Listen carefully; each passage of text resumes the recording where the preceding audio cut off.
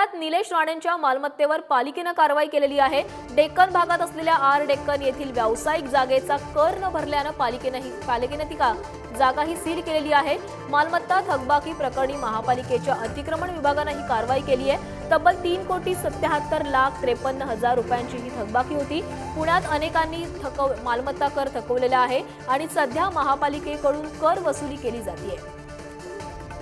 तर याबाबत अधिक माहिती देण्यासाठी आमचे प्रतिनिधी तुषार झरेकर आपल्यासोबत जोडले गेले आहेत। तुषार, निलेश राणेंच्या पुण्यातील मालमत्तेवर ही कारवाई केलेली आहे, काय अधिकची माहिती समोर आली आहे?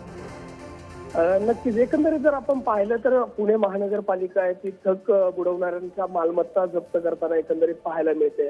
त्यांच्याकडनं कर वसूल करण्यासाठी अनेक उपाययोजना राबवताना पाहायला मिळते।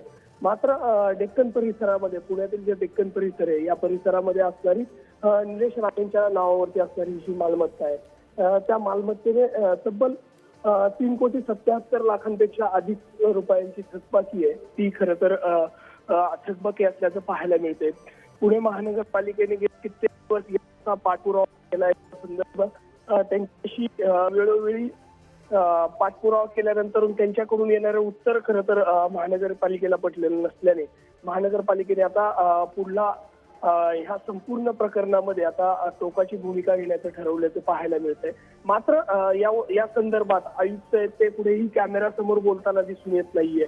ज्यावेळेस आयुक्तांशी आम्ही ह्याविषयी बोलण्याचा प्रयत्न केला त्यावेळेस आयुक्त याकडे उत्तर देत नाहीये। त्यामुळे ही जे मंत्री असणारे राणे कुटुंबीय आणि त्यांची घरातले व्यक्तीच्या नावावर असणारी ही जी मालमत्ता आहे त्याचा जो थकबाकी बुडवल्याचा एकंदरीत संपूर्ण या गोष्टीमध्ये आता पुणे महानगरपालिका काय करणार हे पाहणं खरं तर महत्त्वाचं ठरणार आहे।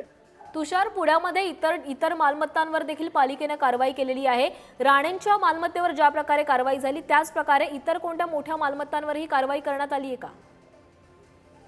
नक्कीच आपण जर पाहिलं तर पुण्यामध्ये अनेक मालमत्तांचे जे कर आहेत ते थकवल्यामुळे कारवाई होताना पाहायला मिळते। कारण घरांच्या बाहेर जाऊन तिथे ढोल वाजवणे अशा अनेक प्रकारच्या कारवाया खरं तर महानगरपालिका करतीये। दंड वसुलीसाठी वेगवेगळे प्रयत्न करतीये, नागरिकांना आवाहन करतीये, मात्र नागरिकांकडनं ते दंड भरले जात नाहीयेत। त्यामुळे ही जी थकबाकी आहे ती भरण्यासाठी महानगरपालिके प्रयत्न करताना पाहायला मिळते आणि राणेंच्या या जे पुणे महानगरपालिकेच्या हद्दीत असणारे ही जे जागा आहे त्या जागेवरती आता पुणे महानगरपालिका कारवाई करताना दिसून येईल।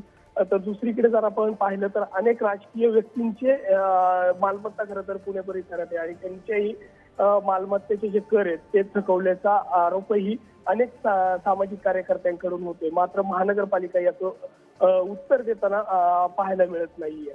नक्कीच धन्यवाद तुषार, तुम्ही दिलेल्या सविस्तर माहितीसाठी।